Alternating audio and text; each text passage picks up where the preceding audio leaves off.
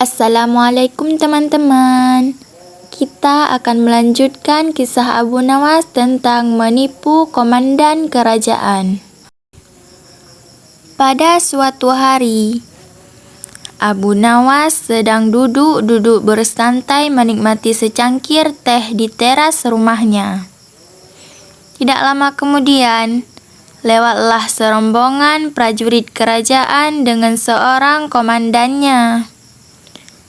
Melihat Abu Nawas yang sedang bersantai, sang komandan pun berhenti, bermaksud menemui Abu Nawas untuk menanyakan sesuatu. Sang komandan bertanya, "Wahai Tuan, di manakah aku bisa menemukan tempat untuk bersenang-senang di daerah sekitar sini?" Tanya komandan yang rupanya tidak mengetahui jika yang ditanyanya adalah Abu Nawas yang cukup terkenal karena kecerdasannya dan kedekatannya dengan Baginda Raja. Dan ia adalah penasehat kerajaan pada masa itu. "Kalau tidak salah di sebelah sana," jawab Abu Nawas. "Di manakah tempat itu?" tanya salah seorang prajurit dengan nada tinggi dan tidak menghargai. "Pergilah ke arah sana, lurus tanpa belok-belok, maka kalian akan menjumpai tempat untuk bersenang-senang," jawab Abu Nawas. Rombongan tentara kerajaan itu akhirnya pergi tanpa terima kasih dan permisi, menuju tempat yang sudah ditunjukkan oleh Abu Nawas.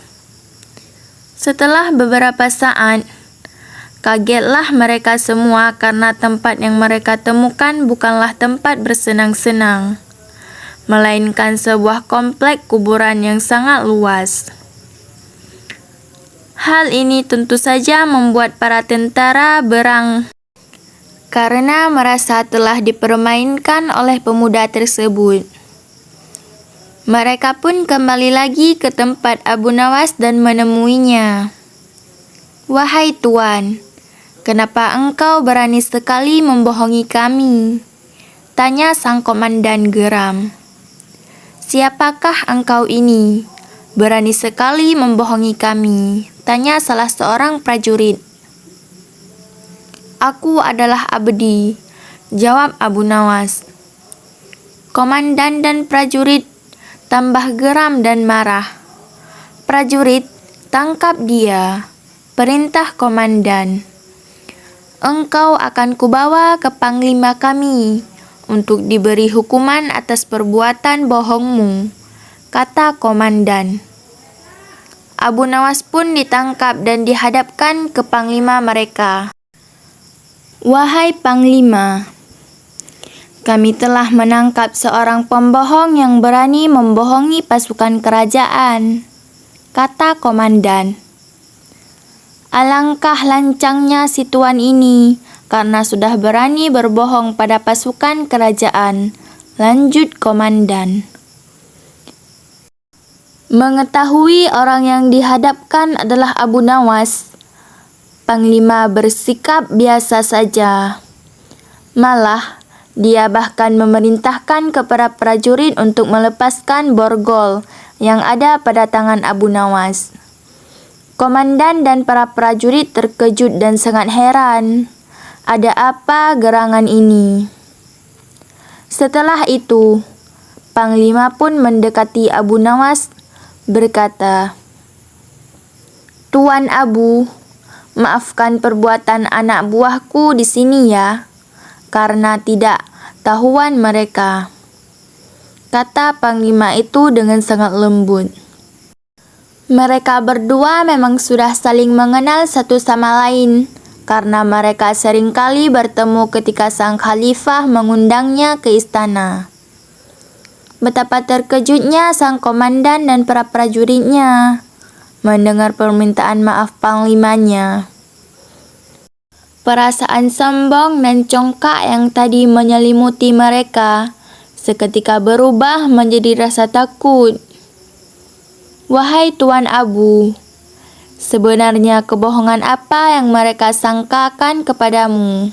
Tanya Panglima. Wahai Panglima, mereka memintaku untuk menunjukkan tempat untuk bersenang-senang. Tentu saja aku menunjuk kuburan karena kuburan adalah tempat yang lebih baik bagi orang-orang yang taat kepada Allah Subhanahu wa taala. Di sana pula dia akan mendapatkan hidangan yang nikmat dari Allah Subhanahu wa taala.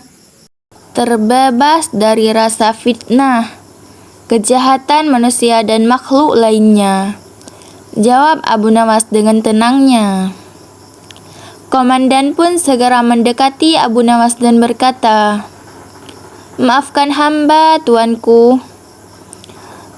Andai saja aku mengetahui sebelumnya bahwa tuan adalah Tuan Abu, tentu kami tidak akan berani membawa tuan ke hadapan Panglima," kata komandan lagi. Wahai komandan, apakah aku telah membohongi kalian? Bukankah aku berkata benar? Aku adalah abdi dan setiap orang adalah abdi Allah Subhanahu wa taala, termasuk kalian semuanya. Oleh sebab itu, bersikaplah sopan pada setiap orang yang kamu temui, tanpa harus membeda-bedakan, kata Abu Nawas. Anda benar Tuan Abu, jawab komandan. Komandan dan prajurit yang telah menangkap Abu Nawas merasa malu jadinya. Sebagai permohonan maaf, mereka kembali mengantar Abu Nawas pulang ke rumahnya. Hanya sekian ya teman-teman cerita Abu Nawas. Assalamualaikum warahmatullahi wabarakatuh.